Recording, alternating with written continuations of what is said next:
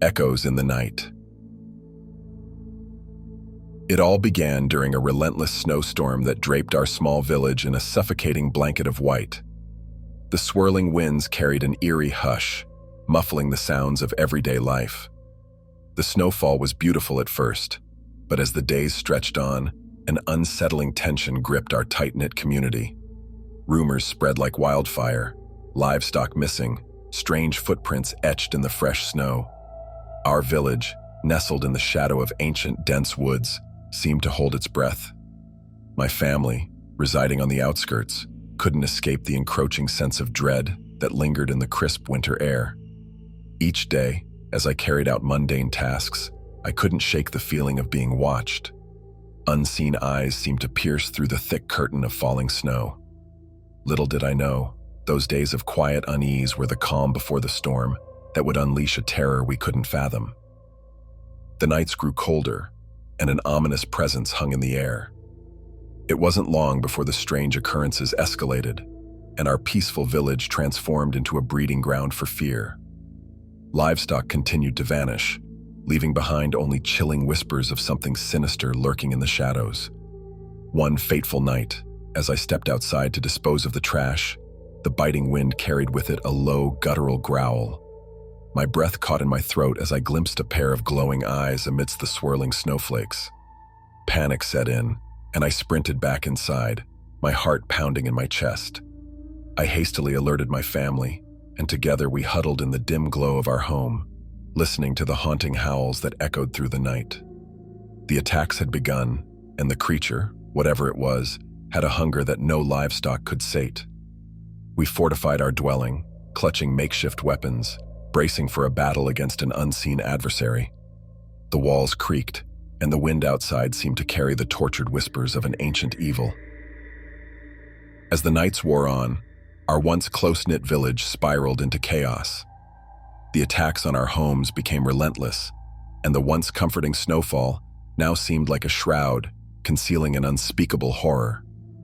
The moon cast an eerie glow on the snow-covered landscape as my family, gripped by fear, decided to seek refuge with our neighbors. Together, we navigated the treacherous path through the village, our eyes scanning the shadows for any sign of the elusive beast. In the face of the escalating danger, not just my family but a few others from nearby homes, similarly besieged by the mysterious assailant, decided to join forces. Together, we sought refuge in the home of the neighbors, our collective strength becoming a desperate shield against the encroaching darkness. Our neighbor's home offered a momentary reprieve, a fleeting sanctuary from the relentless onslaught outside. Desperation filled the air as we huddled together, sharing anxious glances. The men, my father among them, decided to venture back into the night, armed and determined to confront the unseen menace plaguing our village. Little did they know that this decision would lead to a chain of events that would plunge our community into even deeper despair. Hours dragged on like an eternity as we awaited the return of our fathers, brothers, and neighbors. The flickering candlelight in our refuge seemed feeble against the encroaching darkness outside. Just as hope began to wane, a series of hurried knocks echoed through the wooden door. Opening it revealed a group of men, wearied and battered by the unforgiving night. One of them, his face etched with pain and terror, recounted a tale of horror that sent shivers down our spines. The search party had encountered the creature, a monstrous specter cloaked in the snowstorm's fury. The wounded man spoke of an unseen adversary, swift and cunning, attacking from the shadows. 7 returned, but the 8th, his partner, succumbed to the relentless assault. The air in the room grew heavier with the weight of tragedy as the wounded man described the creature's insatiable hunger for life. Fear seized us all as we grappled with the realization that the danger was not merely a product of our imagination. The once crackling fireplace now seemed feeble against the chill that crept into our bones. The village had become a hunting ground, and the predator, unseen yet undeniably real, lurked just beyond our feeble barricades. The revelation of the creature's ferocity shattered whatever semblance of unity remained among us. Whispers of panic spread like wildfire, each villager haunted by the notion that the beast could strike at any moment. The men who had returned, their eyes reflecting the trauma of their encounter, attempted to rally the community. My father, usually a pillar of strength, looked worn and haunted by the darkness that now clung to our village. Urgent discussions filled the air, plans made in desperation as we tried to understand the reality of our situation. Some advocated for a bold, collective confrontation with the creature, while others leaned towards a more cautious strategy, opting to barricade ourselves until the threat subsided. Trust, once a steadfast bond, dissolved like melting snow, leaving behind only traces of suspicion and fear. With unity fractured, the village descended into a collective paranoia. Every shadow seemed to conceal the lurking terror, and the once familiar faces of our neighbors now carried a haunting suspicion. Each gust of wind rattled the fragile barricades we had erected, amplifying the tension that gripped our shelter. The men, still nursing wounds both physical and emotional, organized into small groups. Armed with whatever weapons they could muster, they embarked on a desperate vigil through the village. The snowstorm intensified, swirling around them as they ventured into the unknown, their breath visible in the frigid air. The rest of us, relegated to the confines of the refuge, clung to the false comfort of flickering candles. Whispers of the creature's insidious presence circulated, each tale more chilling than the last. Some spoke of a shadowy figure glimpsed between the trees, while others swore they heard inhuman cries carried by the wind. As we anxiously awaited the return of the men on patrol, the wooden walls of the refuge seemed to close in on us. Every creak and groan sent shivers down our spines, and the howling wind outside morphed into an anguished chorus that mirrored the fear within our hearts. Little did we know that the worst was yet to come, as the beast, insatiable in its malevolence, continued to stalk the edges of our refuge, biding its time. In the refuge, our ears strained to catch any sign of the returning patrol. The tension was palpable, a thick fog that clung to our senses. The minutes stretched into an agonizing eternity, and the candle flames flickered as if they too were frightened by the encroaching darkness. Suddenly, a series of muffled shouts and hurried footsteps approached our sanctuary. Hope surged within us, only to be dashed as the battered men stumbled inside. They spoke of the creature's cunning, how it eluded their every attempt to corner it. Each tale painted a picture of an otherworldly predator, an entity that seemed to merge seamlessly with the shadows.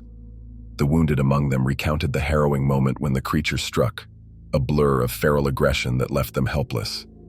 The frigid night had become an adversary in itself, concealing the true form of our tormentor. As they spoke, the reality of our situation became painfully clear. We were not merely facing a wild beast, but a malevolent force that defied comprehension. The men, nursing wounds and defeat, shared tales of the creature's relentless pursuit. Plans were hastily drawn, crude maps etched into the cold wooden surface of a table.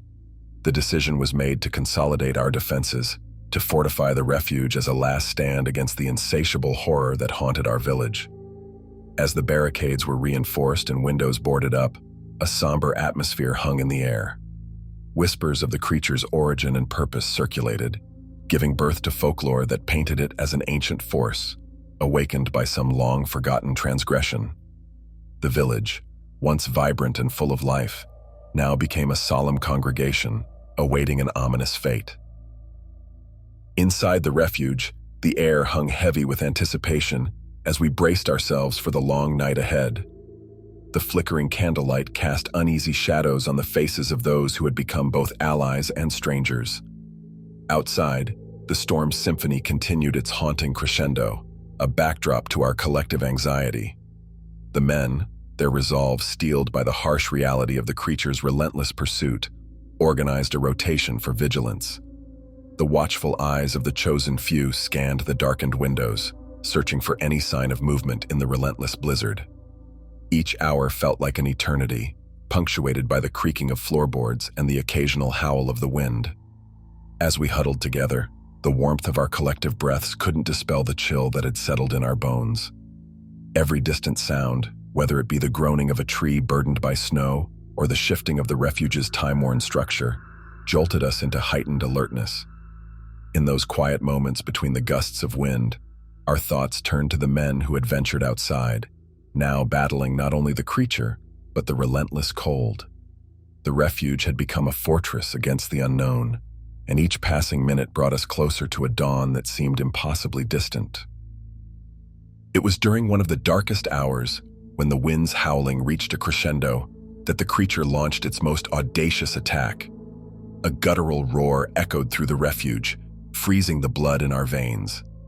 The barricades trembled under an unseen force, and panic rippled through the huddled masses like wildfire. In the flickering candlelight, the creature's form materialized, a monstrous silhouette framed by the storm's icy fury. Its eyes glowed with an otherworldly hunger as it lunged at the barricades, a force of nature driven by an insatiable need to feed on the life force within. Chaos erupted as we grappled with the realization that our fortress was not impenetrable. The men on watch fought desperately, wielding whatever weapons they could muster, but the creature moved with an unnatural grace, slipping through the gaps in our defenses. The refuge became a battleground, cries of terror melding with the creature's anguished roars. Amidst the chaos, a desperate decision resonated through the panicked whispers of the beleaguered survivors.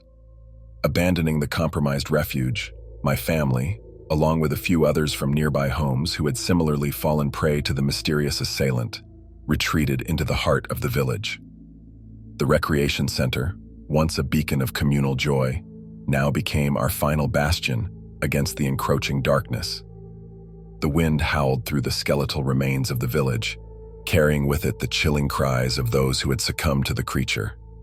Inside the center, we joined the rest of the villagers, our breaths held in shared apprehension. Together, our families and neighbors huddled in the dimly lit space, fortifying the center as best we could. The wounded received what care we could provide, and the tales of the night's horrors were shared among us with a mixture of disbelief and resignation. The once vibrant village, now reduced to fragments, sought refuge within the recreation center, the only sanctuary left against the relentless onslaught. Inside the recreation center, the atmosphere was tense, a palpable fear that clung to the walls like a suffocating mist. The survivors, faces etched with exhaustion and terror, shared stolen glances as the haunting cries of the creature reverberated through the hollowed halls. The wounded, their moans a haunting counterpoint to the storm outside, lay scattered across the cold floor. A makeshift infirmary had emerged, attended by those among us with even the most rudimentary medical knowledge. The survivors, no longer neighbors and friends but comrades in a desperate struggle, clung to a fragile hope that each passing moment brought us closer to daybreak and safety. As the night pressed on, the wind outside seemed to carry with it the anguished wails of those who had fallen victim to the creature. We dared not venture beyond the barricaded doors, knowing that the beast lurked just beyond the veil of the storm. The creature, a specter in the blizzard's embrace, circled the perimeter of our sanctuary like a malevolent wraith. Its haunting cries echoed through the night, a constant reminder that we were prisoners.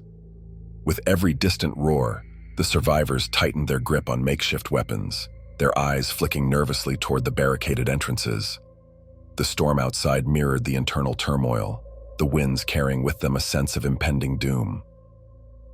The long night seemed interminable, each passing hour a test of endurance against the creature's relentless pursuit.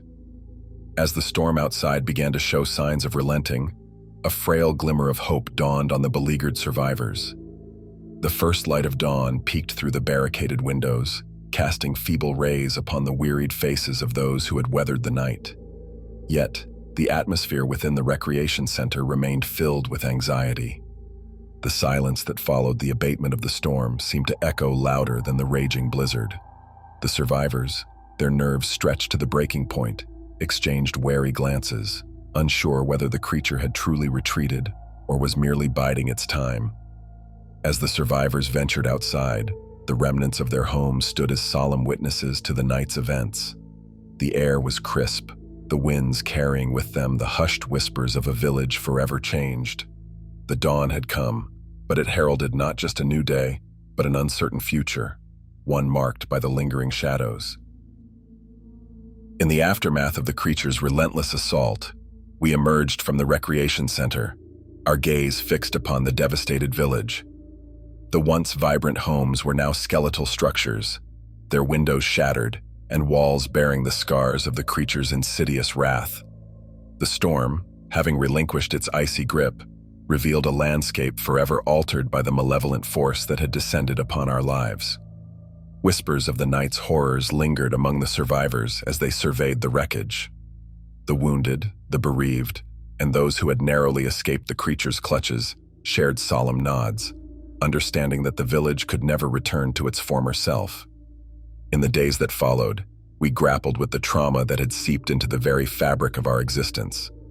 The recreation center, now a sanctuary tinged with melancholy, became a gathering place for the fractured community.